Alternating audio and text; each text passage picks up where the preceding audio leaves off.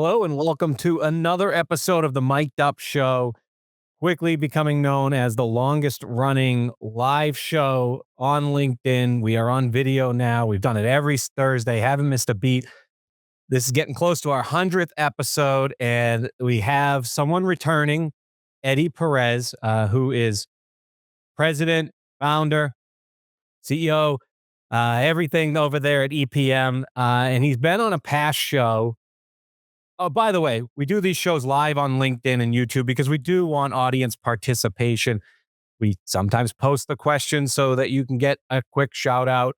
But if you're listening to our podcast, which we hope you are on Spotify, Google, Apple, really anywhere, we want you to know that you can come on Thursdays at 2 p.m. Eastern.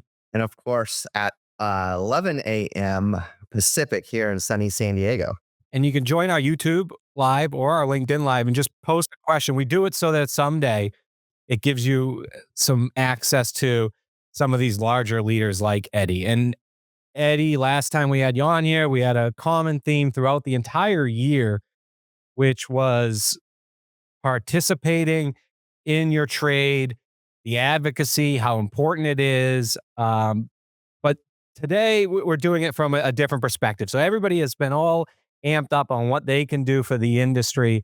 And I think today we wanted to make it, as you have become with your hundreds of thousands of followers between all of the different platforms, you've built it over time by sending a message about either taking care of yourself, your mental health, your financial abilities, or just what you can do for discipline. It runs the gamut. So you have Tom Brady coming to your event, which was big news, a Boston guy like myself.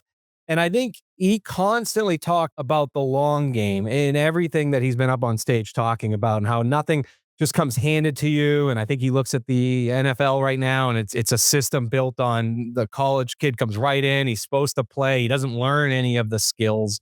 Um, so long game, we're kind of looking at this. Our whole show is about how the brokers of today can be the leaders of tomorrow. And everybody wants to get it done quick. Let's start with some actionable steps here going into how you say, or one of your posts was you referenced Usain Bolt trains four years, right? For a 9-second race. Where does it start now as you're looking at the end of here 24 and your outlook of 25? What can loan officers and leaders do personally, in your words, to get ready for this race? I sound like a broken record. I've been saying this almost for 2 years. I think originators and leaders have to accept the realities of the situation. I think they are still not accepting the realities. They still believe that refis are coming. I'm not going to sit here and say there won't be situational. There may be a month or two next year or 3 months it's sprinkled because of emotions. However, there's just not enough refi inventory. I do believe that second mortgages will increase next year because people do need the liquidity. And that liquidity is going to be a lot simpler than refining their loan unless their credit's gone down and they don't have a choice. However, that's not enough to sustain a business and to sustain a business model for an originator or a company. Refis kind of are like sugar highs. They come fast, they go fast, and you should just take it as, cheap carbs. I think you just have to really realize what's going to happen. Next year, you will see more units because that's going to be a lot more home building. We still are in a deficit, and that's not a bad opportunity because you're seeing a lot of regional and smaller builders getting back into play, and they don't have, a quote unquote mortgage company like, your massive ones do, like, DR Horton, Lennar, Pulte. They all have their mortgage divisions. However, I also know that if you could be a backup lender there and get plenty of business as well. So it's really, I would say step one is they're going to have to face reality. And I think that is the hardest step.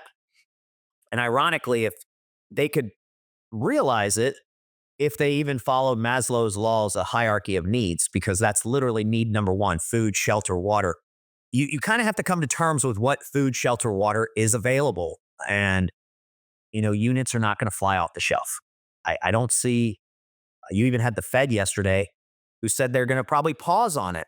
Honestly, I thought, and I'd shared this for a couple of years, I didn't think they should move till Q2 or Q3 of 2025, people were very tough on me about that, saying that I didn't care for the average American. I said, not true. You're not going to curtail inflation. And boom, here we are. We got stagflation, rates shot up yesterday.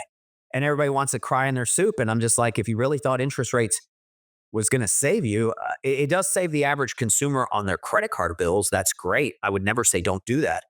However, at what expense? It does not look like inflation is curtailing the way it is. And I'm not completely surprised, just because if people understand how inflation works, the money supply just grew by something like 40% in a 1 or 2 year period during COVID. That has to get sucked out one way or another.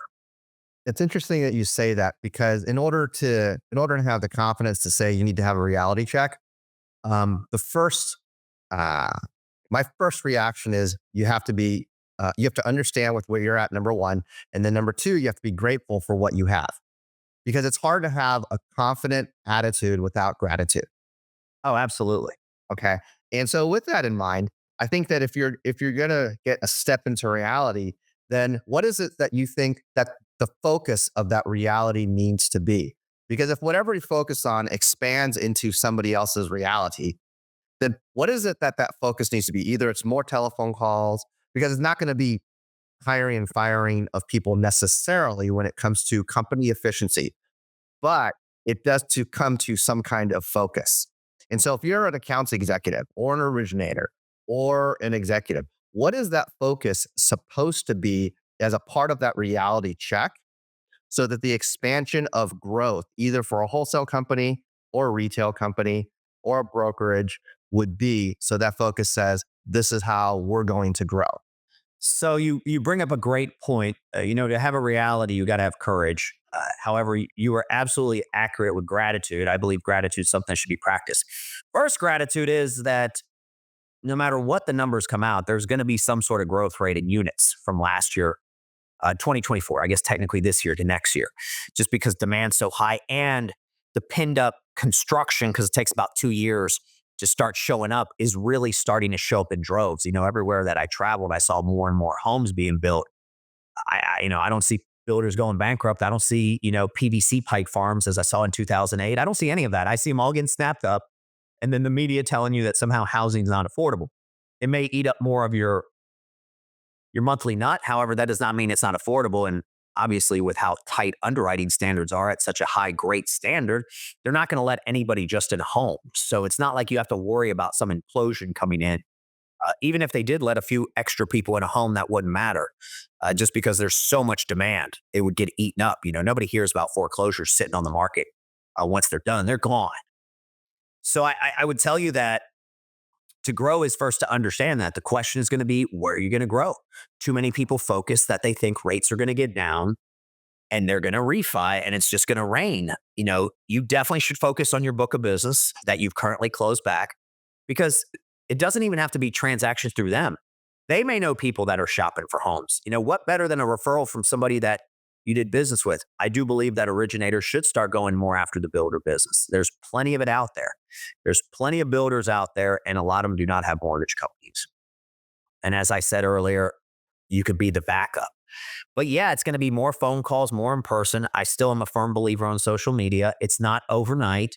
It may take interacting for 6, 12 months to really build your brand and grow it out there. However, a very inexpensive way to grow your brand is to follow the Gary B mindset, which is what you do is you pay your $1.80 every day, which you give 90 people your 2 cents, which is really hard, probably going to take you 2 hours. However, if you're originating and you're not closing 10 or 15 loans a month, you have the 2 hours a day. Don't ever let anybody tell you that you're not. You have the time, maybe block it in 30 minutes. And just don't like everything. Like, actually comment and watch the videos and watch things and interact with people. People will genuinely appreciate it. And then they'll go back on your content as well. So you have to have a long game, but understand, to have a long game, there's things you have to do every day. I understand there's days off. I understand there's days that you may not feel like it. However, that's discipline. And you talked about, when you opened it up, Mike, about Tom Brady. Tom Brady, I think, said it best in his induction into the Patriots Hall of Fame. He's like, you got to do what's hard, which is be consistent for awfully long periods of time. And I think consistency. Some of the best originators I see right now haven't even been in the business 3 or 4 years. They don't have bad habits. They don't have it was raining refis and I'm still drunk on them. And there's nothing wrong with that. I'm not judging anybody. I just want people to really, really think before they act and really, really hone in on that. So if you're an account executive or a realtor or a loan officer, just in sales in general, there's two ways to look at it. You could be a farmer and a farmer's broker. So if you're a farmer's broker, meaning that you're still farming, you're still planting seeds, you're still going out and you're talking to people, but then are you also purchasing other farms leads in order to sell them? You're brokering other leads, meaning so like if you're an account executive, are you working with other account executives that maybe, you know, one broker just isn't working for them, and so you're networking with your colleagues to do that, and then at the same time, telemarketing or calling other people. And if you're a loan officer, doing the same thing, networking within your own trade. And so, but the key behind that is still getting on the phones. So, what kind of gratitude then can we? You said gratitude number one for that. So, what would be gratitude number two? Instead of working with competition or having the competition mindset, now we can't help it because we're in that business. But how could we have gratitude with our own trade so that we work with each other instead of against each other? No, that's something I've spoken at length about. I think the challenge is that you can't have a zero sum game mindset. It's not about annihilating everybody because we see what that leads to in the world. That's called authoritative, and you either lead to fascism or communism, which then isn't good for everybody else. I think I get the competitive nature. However, let's use sports. If you think Magic Johnson doesn't achieve what he does without, Larry Bird, and Larry Bird vice versa, you're crazy. If you don't think Jordan not losing to the bad boys for multiple years doesn't motivate him, you're absolutely crazy. If you think Kobe not that divorce with him and Shaq, and then Shaq winning a title, and then him motivated staying with it just to beat him one more. If you don't think competition is your best friend, then you really don't want to compete. You really don't want to add value. You just want to annihilate and take. And the market treats the givers a lot better than the takers. Very well said. And in an insulated world, everyone believes they're competing on rate or programs or guidelines. Sean, top loan officer, said the other day on a podcast, really stood out to me. People want to work with people they like, people they respect, and people they trust. On one of your um, clips, you talked about how that nobody can grow you better than your strengths, and you said time would be better spent maximizing your strengths and trying to improve a little bit on your weaknesses. You talked about how 60% of a personality really comes from those top five strengths. Mhm. What can a and people constantly say get on the phone, which is more of a behavior. But as far as a technique, where can a loan officer, or how can a loan officer change their personal branding, do you think, to earn more respect from builders, like you were saying, or real estate agents? Well, first of all, that was a multi-pronged question. To focus on your strengths, triple down on your strengths, and then your weaknesses look like blind spots. First, you need to know what your strengths are. I'm a firm believer in the Clifton Strengths. There's a 34 Clifton Strengths test. It's a subconscious test. If you try to rig it, it figures it out. A lot of the tests out there are rigged. I think you have to do a lot of self-discovery as well as working on yourself. There's even a better test called the Ocean or the Big Five. It gets even deeper.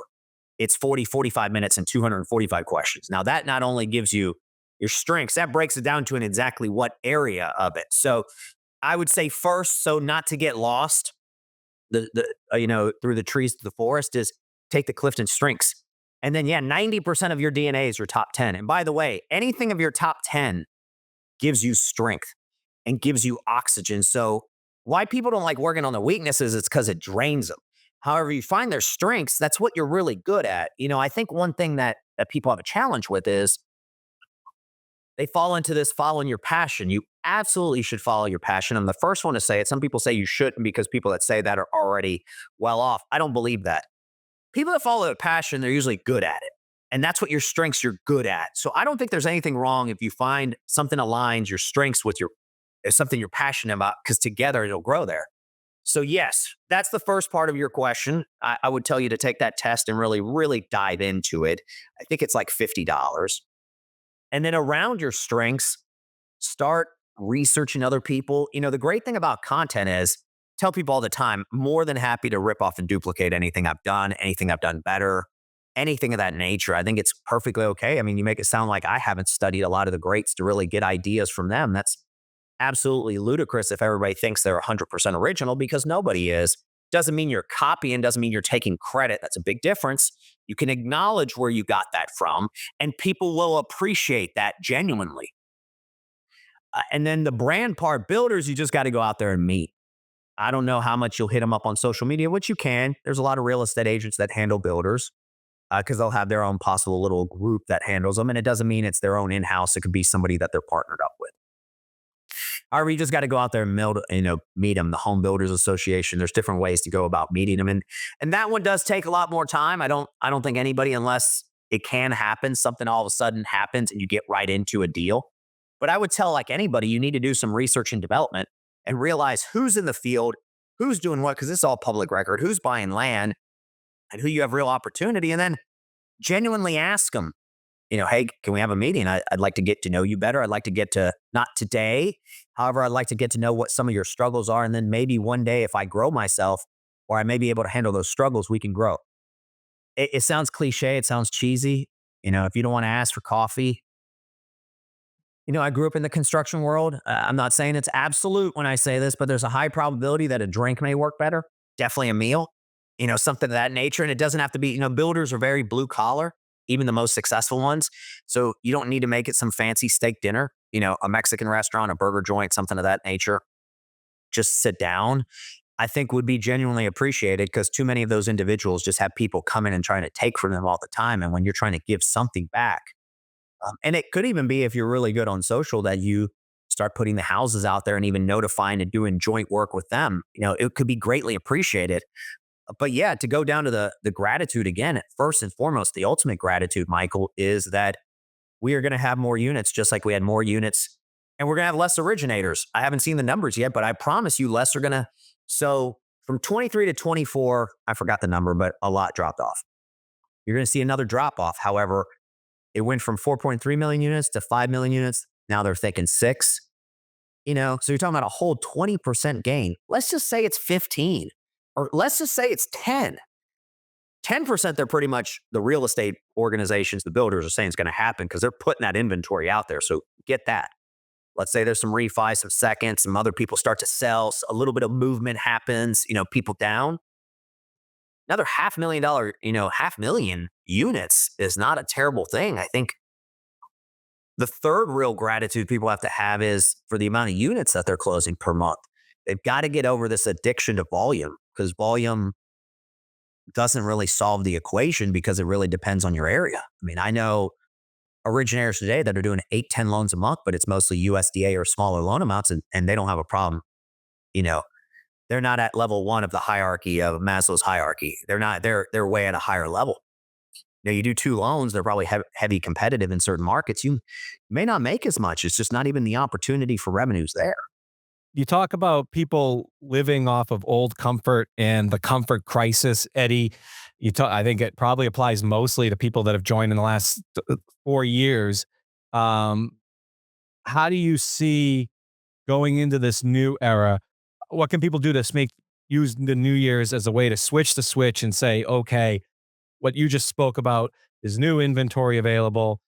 Let's earn some respect around understanding shelter and how I can help more people get into it without carrying some of that baggage of having that, old comfort. Or explain maybe a little bit what Comfort Crisis was.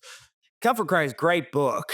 It basically illustrates something so true. All the must-haves we have to have today to live were nice-haves. Nobody took warm showers. I remember when I took cold showers for 9 months just to challenge myself in 2023.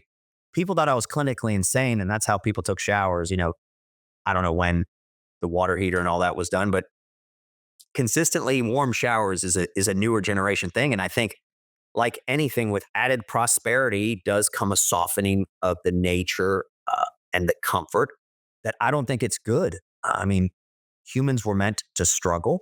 And what I mean by that is every day is a struggle, getting up, going through the motions.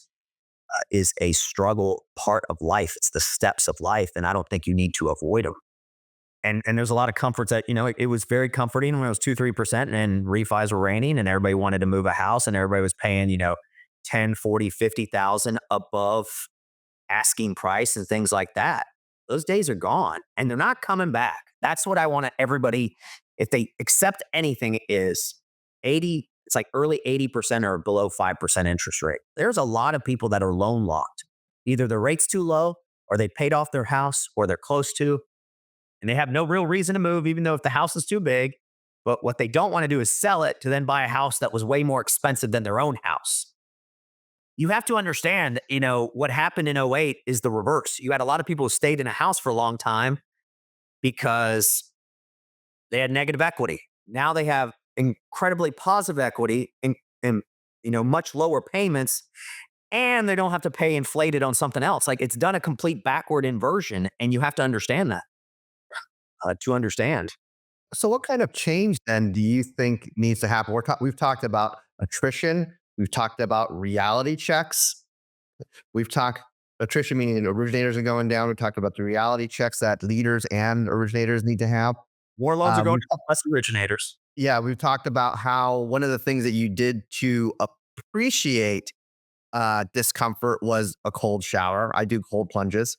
So, how much more does a person or a team have to commit to discomfort in order to focus not on the discomfort, but focus on it could be worse, but we know it's on the other side. So, how do we focus on the other side while going through discomfort? In other words, what kind of discomfort do we mentally, emotionally, or internally have to go through in order to know what's on the other side and focus on that? I think if everybody annually read the book Man's Search for Meaning by Viktor Frankl, that could answer a lot of it, because it's going to have to come from within, whatever that discomfort is, because it has to be your goal. I don't want to ruin the book. I think it's one of the greatest books. I think it's the greatest book ever written, because it basically teaches you that if you can give your purpose of pain, you can endure anything. I think people need to understand, if they really want to be in this industry and the prices that go. I mean, you're still going to see 6-something million units for the next few years. You're going to have 7 million units. That's not a horrible market. That's just the late 80s, early 2000s, before 21 years in a row of falling knives and rates and all that. Those days are gone. That's the old guard. It's not coming back. You definitely, with inflation, you're not going to see quantitative easing. That's the only thing that took interest rates below 5%. There's some reality people have to. The great news is this, Michael and Mike, a lot of people aren't going to do the work. If you just go do the work right now and talk less and do more, it'll rain loans. Now, don't do what a lot of originators do. After it starts raining a little bit, they give up because they forgot the road they had to do to get there. Like, if anything, refine it, get better, maybe get quicker at building those relationships and fostering them and go from there. I would also tell you that holding high standards is probably a pretty important part too. And what I mean by that is, if a realtor gives you their junk loans and now there's data out there to see all the business that they're doing, then you should probably fire them. And I know nobody wants to hear that, because that realtor gives them this type of loan, and it's a loan that probably stresses you out, destroys your mental health, and doesn't let you go focus on the other ones. Or, have the conversation, ask for the better stuff. I do all your tough stuff. You're just using me at this point. I'm not going to be used. So we need to see something, or this isn't a relationship, and it's okay to cut those ties. You got to have that courage to cut ties with people. Yeah, it goes back to people work with people they like, trust, and respect. If they're giving you their junk loans, there's somebody they respect a lot more than you that's getting their conventional loans, and you need to address it. I don't know if you've seen this interview with Urban Meyer. Urban Meyer is, of course, the former coach of Ohio State. A national champion. Of course. And, but prior to them becoming national champion, they were in some kind of mode. They were suspended and they couldn't go to the national championship game because of suspension purposes. And he goes and talks about how he's in the announcers group for ABC or ESPN or one of the TV booths. And he's watching Alabama come onto the field, the Roll Tide. And he begins to look at what they're doing. He sees how the players are coming together and they're giving them the fist bumps, and then but even more so, then he sees the coaches coming by, and he sees what are they doing before. Remember, he's up in the TV booth and he's seen everything from a bird's eye view. He's watching what are they doing on the field. He's watching the players. He's watching the coaches. He's watching even the support staff, the athletic trainers, and people that are helping out. And he looks at that. He's watching the whole culture. He's watching the whole culture. And from then on, in the entire broadcast, even though he's announcing, he's doing color commentary in the booth, he is furious. And he's going and talking about how he is like watching everybody, and he's texting all of his coaches, and he's texting all of his players, and he's saying, we got to do this, we got to do this, and we got to do this. And from there on in, for the culture that he established, he called it the chase. And he goes and says, hey, we're going to now pursue greatness based upon what we have seen, based upon this national championship team. Everybody outside of the Ohio State culture doesn't know what's going on because he says the chase, the chase, the chase. Everything in the culture is the chase. So, Eddie, my question to you after telling you this story is there a company, either your own or somebody else's? You don't have to name the company, but is there a culture that you have seen either in the mortgage space yet that you say, you know what, that's the chase, either in the executive staff or in the sales staff or in the operations staff? That's the company that we need to chase. Because for the focus of 2025, there's all kinds of success. Maybe in ops it's good here. Maybe it's in sales it's good here. Maybe it's good in executive staff here. But is there the chase that you think that you have seen that you would like to pursue? No. I think there's a lot of great organizations that have great blueprints, that have great leaders. So don't get me wrong on that. However, I think that the industry's culture has been affected since the crash, as well as from what the ill effects of what Dodd-Frank did. And I don't know, it created a very mercenary culture in this industry. And then a lot of people want all around, and I'm not sure. It's kind of like you're seeing it now in college football, the NIL, what it's doing to the culture. I almost think that Dodd-Frank was the NIL bill too, to our industry. And I'm not sure that anybody has, any organization, you can strive to have. I think there's a lot of organizations that have good culture. Like you're talking about elite. You're talking about that Bama run with Saban. I don't see anybody with elite culture out there just because, I just don't see it. The big piece you said is the nil. As somebody that is working with clients right now that we partner up or sell into larger lenders now, talking to a lot of the top 100, top 50, like you, Eddie. And on the retail side, the players are running the show just like college in the nil, meaning if you don't cater to them, not just in their needs to sell, but in the little trenches like the P&L and who's going to pay for an LOA and who isn't.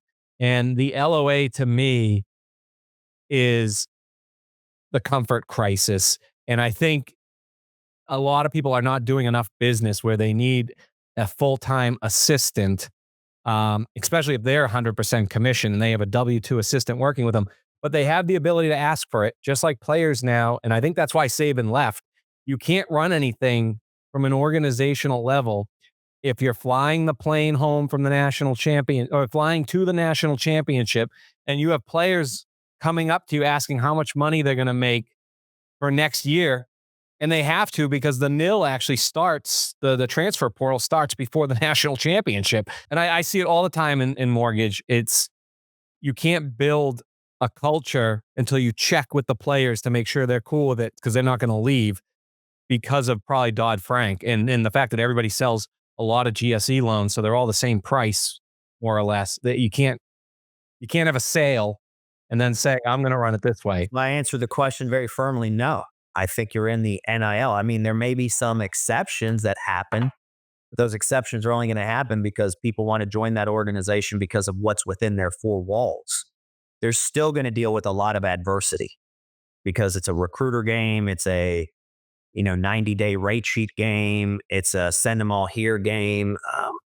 I think that Dodd-Frank was NIL for this industry. I just think that I think it's 14 years old now, but it really didn't have its effect for another year or two. So you're talking about 12 years deep. Yeah, I don't know, dude. I don't know. So then, does how much does branding then? I mean, NIL is about branding an athlete, Yeah, and right. right. Wow. That's what it is on paper. It's pay to play in a nice way, in a legal way. I'll just call it for what it is. In the college sports, college football makes more money than the NFL, some can argue, or is on pace to if it continues to go. So that it's not like there's some charity going on, and they are. It's becoming run that way. I heard yesterday a top leader in the mortgage space, or at least he runs a top 10 company. He got out of wholesale, but he talked about in retail, loan officers sometimes don't want the management or kept being told what to do. And you hit a sales target and they say, rather than great job, okay, now you got to hit one higher by people that have never originated before. When you talk about the bottom up philosophy and leadership, Eddie, and how you almost everything you've told somebody else to do, you've done yourself. And I know you have, and you've been in the trenches and you've seen the best days and the worst days as an originator, as a manager of a branch, region, top company. Um, how do you, I guess, going now leading from the top down and knowing that there are certain players or brokers that want to be heard, how are you taking bottom up philosophy and leadership into 2025 with the market we said exists today? Well, you got to always be providing value. If not, I think a lot of the challenges originators run into, they really are just glorified rate salesmen. And that doesn't mean that they have to have the best rates to win. That just means that they're a glorified rate salesman compared to who the borrower is shopping with, if shopping at all, or if they just feel like shopping on their own. So that's one of the big parts there, is what I would tell you is that you have to, man, we can go on this one for a long time, Mike. Well, what part do you want me to break it down to? Like 1 or 2 points, or what exactly? When things get tough, let's say in the summer, so you had a great spring, you were doing, as I'm saying, as a broker, and I'm working with you, or an AE. I'm an AE. I'm working with you.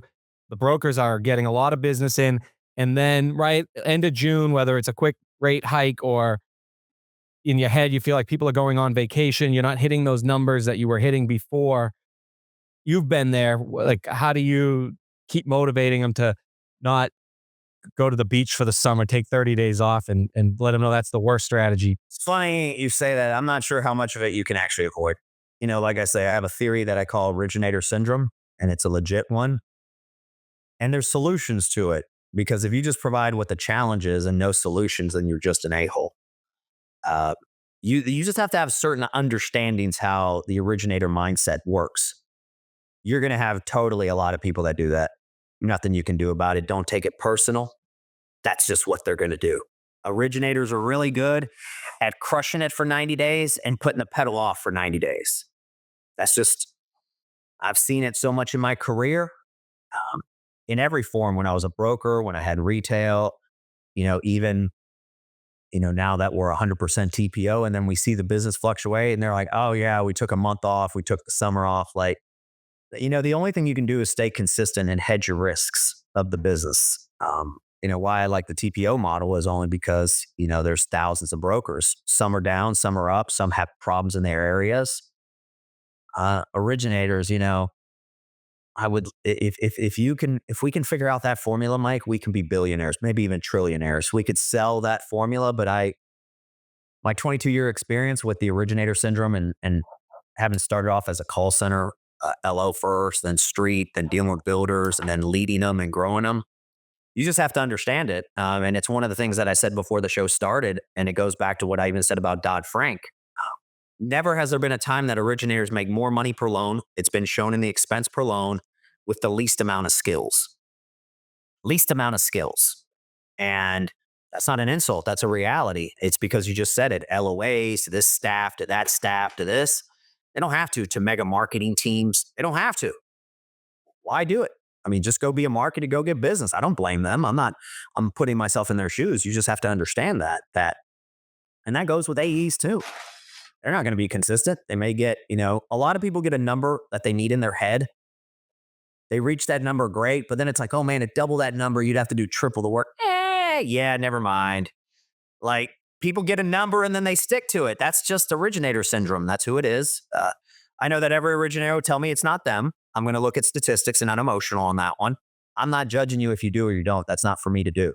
That's not for me to even criticize or even dress that up. That's just, I think you just have to have a certain level of reality and understanding to it. And as crazy as it sounds, empathy. Hey man, I know you crushed yourself for 3-6 months. You want to take a month off? You know, it just affected your paycheck. You know that, but that's okay because you didn't care. Yeah. I think you just have to have a little bit of that given, that And push and how does pull. the originator own their business in the sense of, instead of concentrating on how much they're going to be able to earn, but actually own what they're doing, own what they're learning, and own their themselves as an organization of one to expand into that. Because once they have the willingness to own their business, I'm not, they're not going to be concerned about, and we talked about this in our last show, they're not concerned about earning 125 to 200 basis points on their loan, because at the end of the day, they're earning anywhere between 65% or 65 basis points, however they're getting compensated. Why? Because they hire assistants and they hire coaches and they have marketing and so on and so forth. But in order to do that, they have to have the mindset then to own it. Right. And so whether you're an account executive or an originator, what do you think it takes for that person to say, I need to be able to own this business, not concentrate one unit at a time, although that is going to happen, but to own their entire business as a trade. So they don't have to worry about price, and they're concerned about their business to provide that value. I think it'd be a great road if people studied Nick Saban. You got to go from being a transactional to a transformational person, because he talks about his transition where he almost got fired at Michigan State and they were talking about it. And then he transformed from a transactional to transformative is what I would tell you. And that's where he later became known for the process. He never really had a process till that moment. His process that became and super famous only became super famous after he was right at the, brink of possibly getting, it's not like they had given the threats, but he even mentioned it at our event where there were discussions about firing him. And then he pulled off some victories because he didn't worry about the outcome. He worried about that moment. And if you can't get it done there, brush it away. The milk is spilled. What did you learn? And how do you apply the next play? And as we know, after that, and I think he said that was 1998. So then he left to LSU, won a title, went to the NFL, came back, and then won 6. I mean, it's a pretty remarkable run if you think about it. And he just retired last year. But if you think about it over a 25-year period, just where he had the idea to transform it, and it takes a while to refine it and get there and get people to buy in. So you're talking about over the next 25 years, he won 7 titles and played in even more, probably like 10 or 11, whatever it is. It's pretty monumental. So I would tell you, it's whenever people are tired of being transactional and they want to be transformative. They just people have to be okay with whatever their business model is. No different than I was okay to have, retail, wholesale, and then go 100% TPO because we do non-Dell as well. I was completely okay for different reasons. You have to be completely okay. And you mentioned earlier, Mike, about somebody that was wholesale retail and then got rid of wholesale. You have to be okay with who you are. And you have to understand, like I say, I go back to it over and over and over again. If you understand originator syndrome,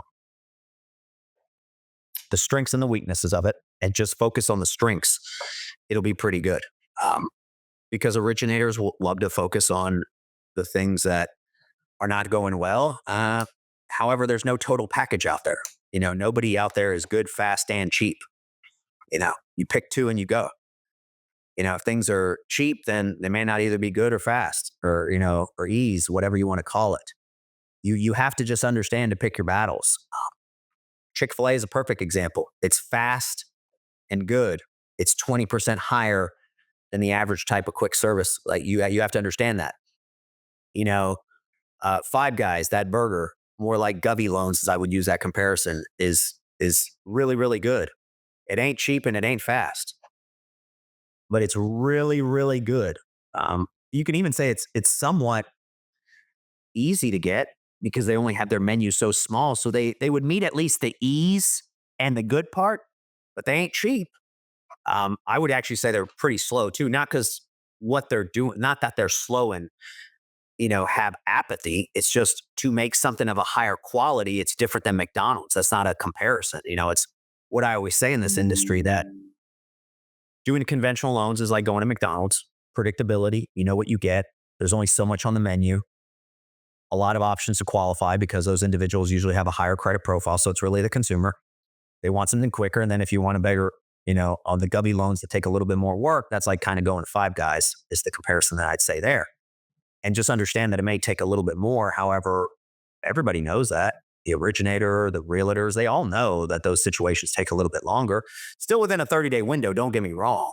However, understand that, and even though we've done them in 10, 15 days, understand that the chance of those doing it in 10, 15 days are slimmer than a conventional. And really, like I say, anything in the book, The Art of War, the number one thing that they teach you is about terrain and underrounding your surroundings. So that's what people need to understand. Their surroundings of this industry and what Saban says, control the controllable. So to answer you, Michael, it's really about learning how to become transformative versus transactional.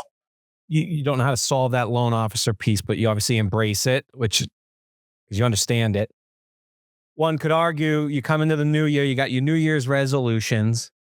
By the time they wear off, people stop going to the gym. It's about almost time for the beginning of the purchase market.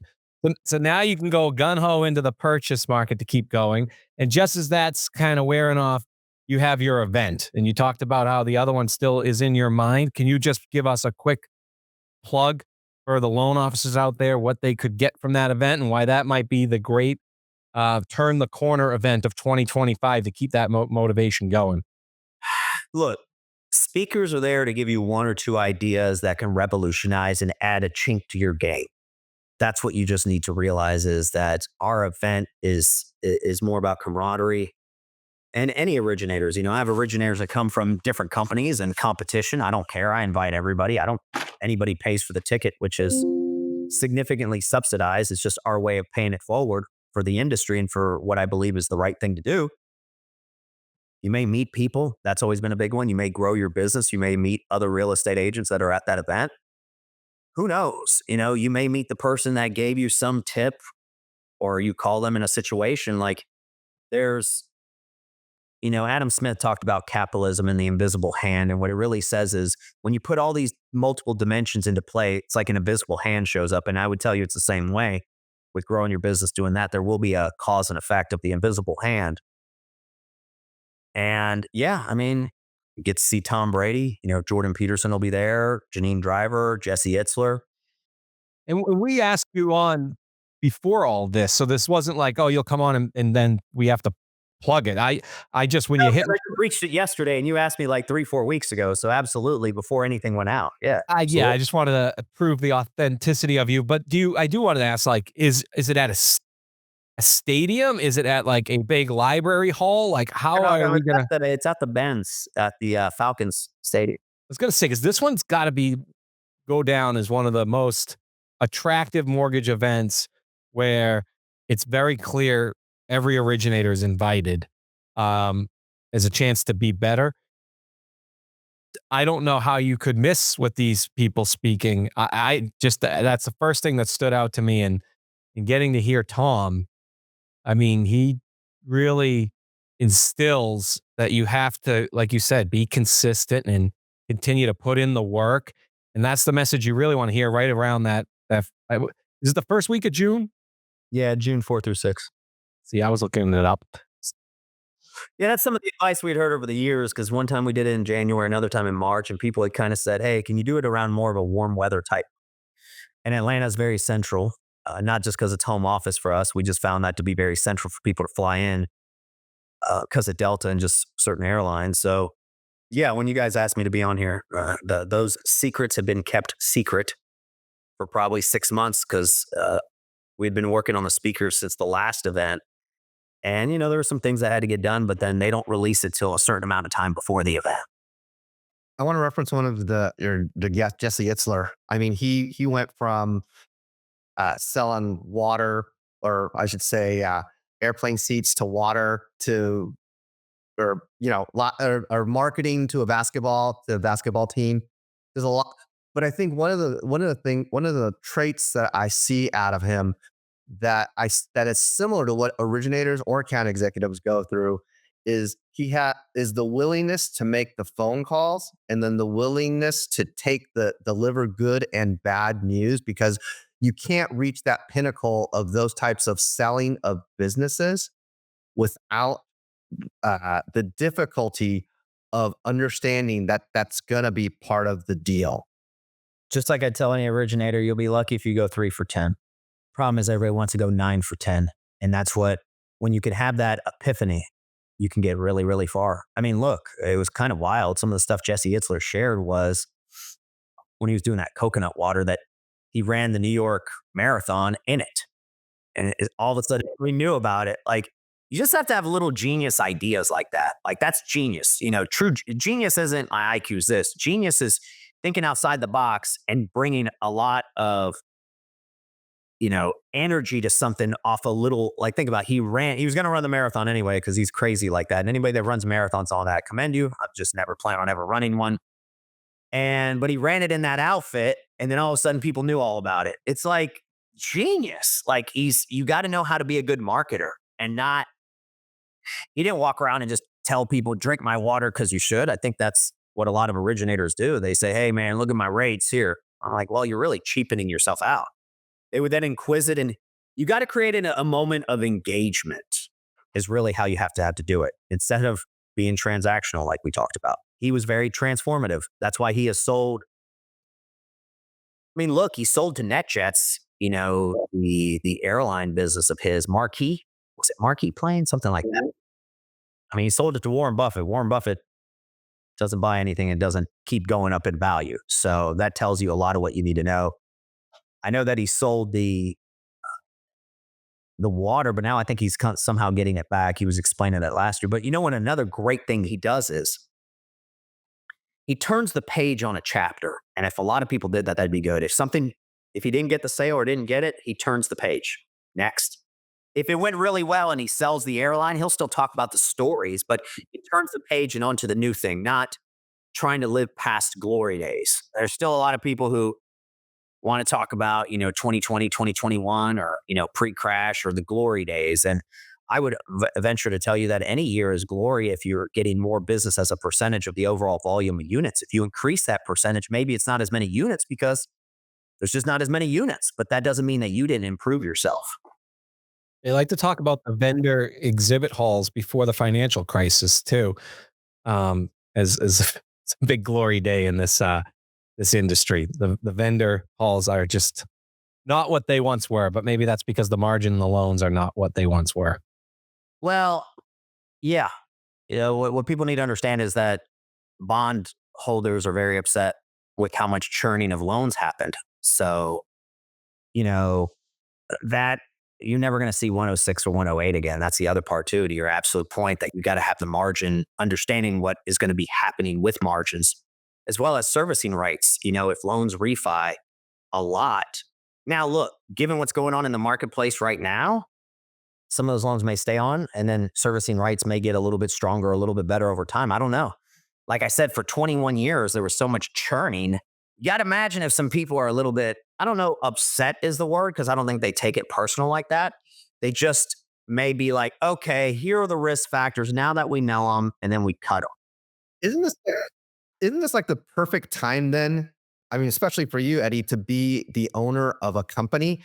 If you don't, because of the low rate interest rate environment, you're not going to see a lot of those loans churning.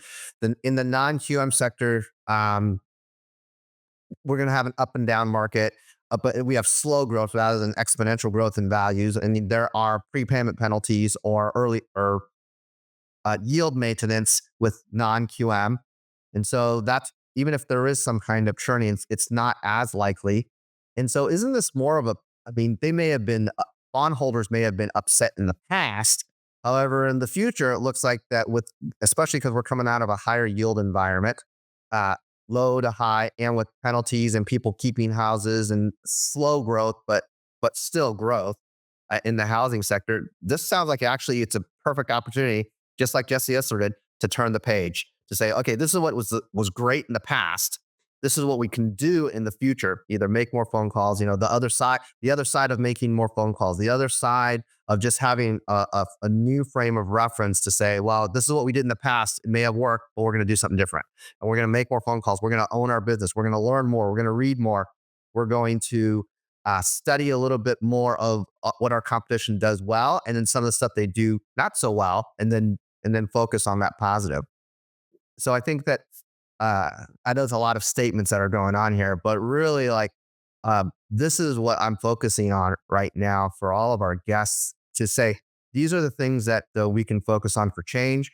These are the things that we're going to be doing. And so, what is the next step? Not in 2025. People used to say, let's get to 25 and survive. However, because of this type of slower growth, what is the medium term over the course of the next 5 years? 20% growth in units isn't that slow. It's just not 100% is what everybody wants. They want back to the 2020, 2021 market, but that was an unsustainable market anyway. But I mean, to go from 5 million units to 6, I think that's a very solid growth rate of units. Very solid. Does that mean that there are originators that are leaving? Do you think that smaller size companies may have some attrition or even mergers? I think mergers and acquisitions will continue. I think if anything, the originators that stick it out, it'll just get, I don't want to use the word easier, but it will get simpler. They follow their plan, more loans will come in. They still have to do the hard thing, which is the consistency and putting in the work day in and day out. However, like anything else, if there's, I don't know, on a street, if there's 3 less stores, that means the other stores get filled up more. There's going to be more opportunity because of the attrition and because there will be more volume this coming up year in units. Is that the type of, and I mean, we should be grateful for that, actually. Exactly. That's what I keep telling people. I don't see anything but abundance, because I remember in 2023, people were furious. No, 2022. Furious when it was like, we went from 14 million units to 5.3, the sky's fallen. Well, or 5.8 million units, something like that. I forgot the number for 2022. Somebody can look it up. I think it was 5.8 million units. We went to 4.3 million units in 23, and we went to 5. So everybody who's so angry at 22 was a better year. I mean, we may pass 22 finally this coming up year, and now you have a different perspective. But yeah, it's that turning of the page and learning new perspective and understanding. There's a new guard, and understand history, understand what caused it, understand where things are moving. But there's a lot that could be influenced outside of the industry, obviously, with interest rates. However, the Fed already said the most crucial word to interest rates. People are, I don't understand. They cut rates and it went up. Yeah, because they use the word inflation. They cut prime that's tied to credit cards. That doesn't mean mortgage-backed securities.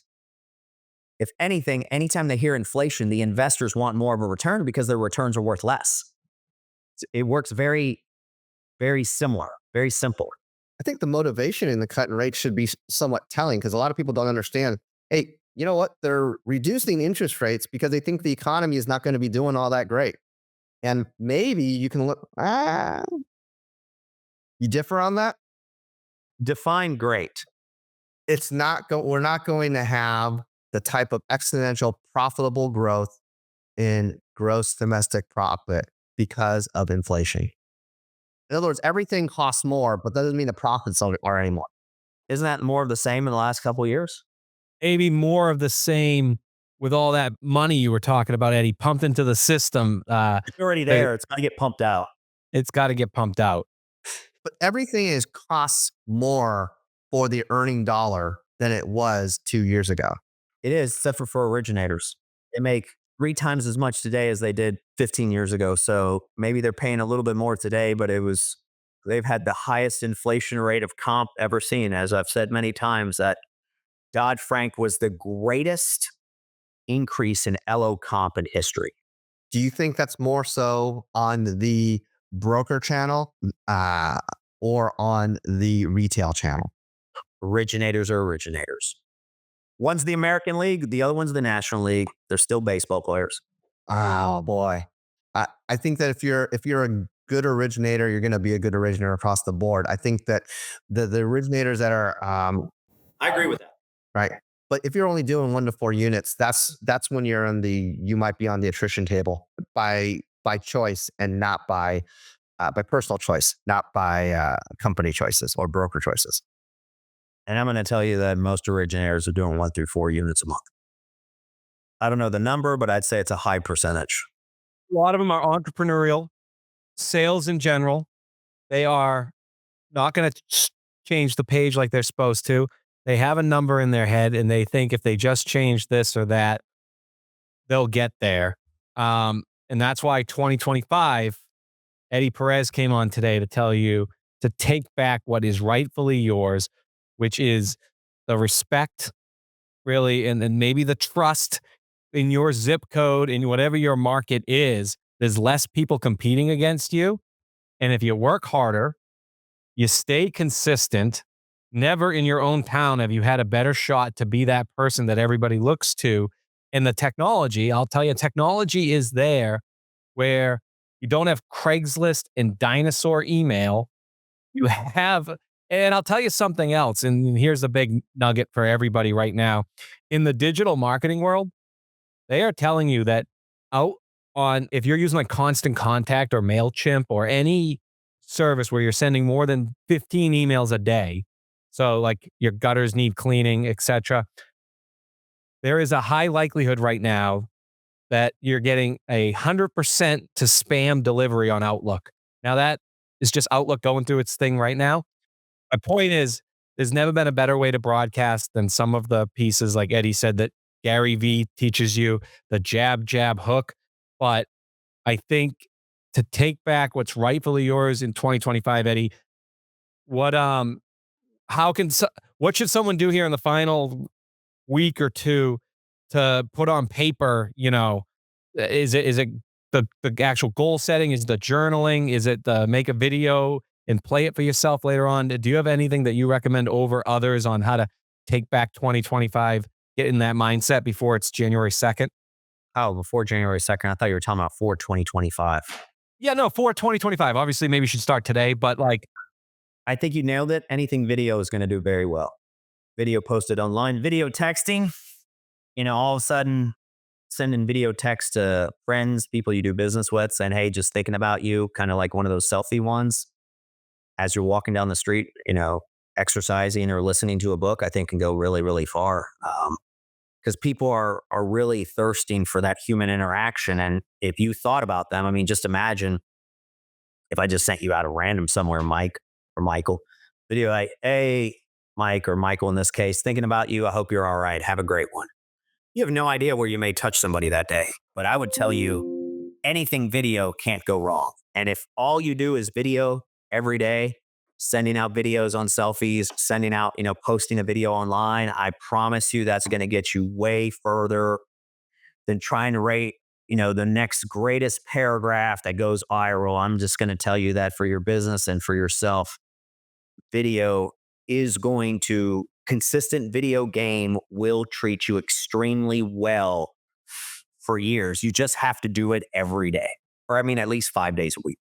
And just post a video, have some fun, put some music to it, do anything.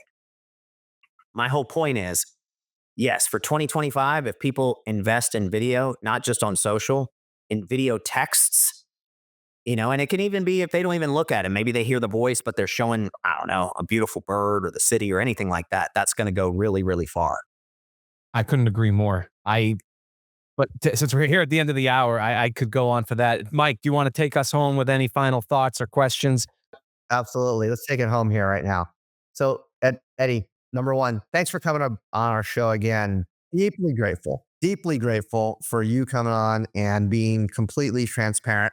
We went over a lot of things today. Number one, being grateful. And number two, pick your hard. If you're going to flip the script, if you're going to turn the page, and if you want to have more value, whether you're in originations or what as a retail originator, or whether you're an account executive or whatever it is, be grateful, pick your hard, go do it. And then the nugget at the very, very end, maybe even do it on video.